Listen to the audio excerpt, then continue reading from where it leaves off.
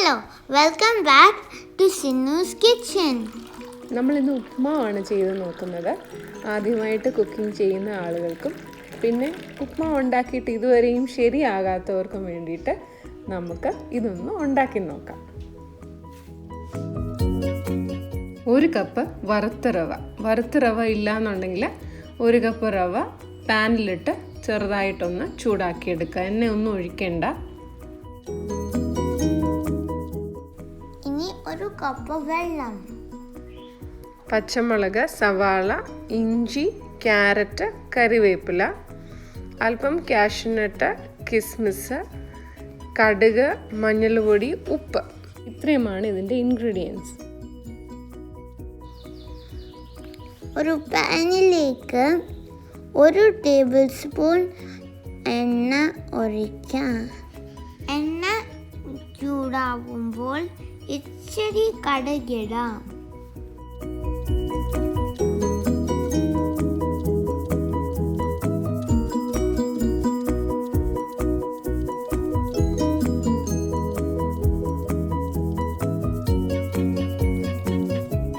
ഇനി ഒരു സവാള നീളത്തിലരിഞ്ഞത് ഇതിലേക്കിട്ട് ഒന്ന് വഴറ്റിയെടുക്കാം.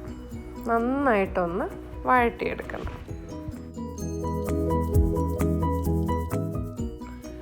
സവാള നന്നായിട്ട് വഴന്ന് വരുമ്പോഴത്തേക്ക് അതിലേക്ക് ഒരല്പം ഇഞ്ചി വളരെ ചെറുതായിട്ട് അരിഞ്ഞത് ചേർത്ത് കൊടുക്കാം. ഒരു ചെറിയ കഷ്ണം ഇഞ്ചി അത് ചെറുതായിട്ട് അരിഞ്ഞത് ചേർത്ത് കൊടുത്ത് ഒന്ന് വഴറ്റിയെടുക്കാം. 2 പച്ചമുളക് അത് നീളത്തിൽ കീറിയാണ് നമ്മൾ ഇട്ടിരിക്കുന്നത്. അതും കൂടെ ചേർത്ത് വഴട്ടാം.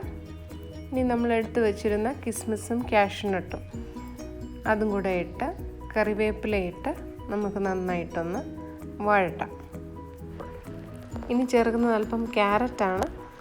അതും വളരെ ചെറുതായി അരിഞ്ഞ് ചേർത്ത് നമുക്ക് വഴട്ടിയെടുക്കാം. ഇനി നമ്മൾ റവ അളന്ന അതേ കപ്പിൽ തന്നെ 1 കപ്പ് വെള്ളം ഇതിലേക്ക് ഒഴിച്ചു കൊടുക്കാം. ഇനി ആവശ്യത്തിനുള്ള ഉപ്പും അല്പം മഞ്ഞൾ പൊടിയും ചേർക്കുക. ആവശ്യമെങ്കിൽ 1 സ്പൂൺ പഞ്ചസാര, ഇത് ഓപ്ഷണലാണ്. 1 സ്പൂൺ പഞ്ചസാരയും കൂടെ ഇതിലേക്ക് ചേർത്ത് കൊടുക്കാം. എന്നിട്ട് ഇത് നന്നായിട്ടൊന്ന് തിളച്ച് വരുമ്പോഴത്തേക്ക് നമ്മൾ എടുത്തു വച്ചിരിക്കുന്ന 1 കപ്പ് റവ ഇതിലേക്കിടാം. അതിനോടൊപ്പം തീ ഏറ്റവും ലോയിലേക്കാക്കി വെച്ച് കൊടുക്കുക. എന്നിട്ട് പെട്ടെന്ന് തന്നെ ഇതൊന്ന് ഇളക്കിയെടുക്കാം.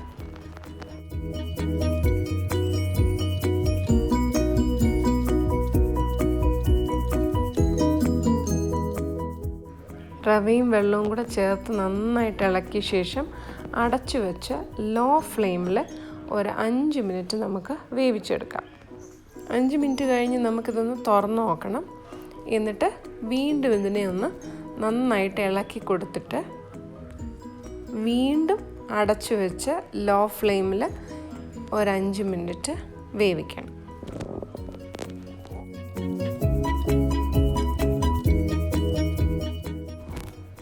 ഇങ്ങനെ ചെയ്താൽ കട്ട കെട്ടാതെ നല്ല തരിതരിയായിട്ടുള്ള ഉപ്മാവ് നമുക്ക് കിട്ടും.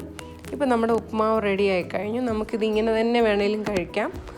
ഒരു കൂട്ടാൻ്റെ ആവശ്യമില്ല.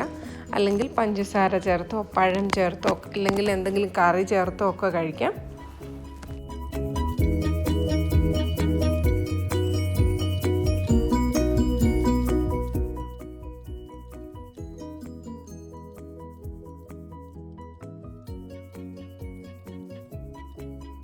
Thank you for watching.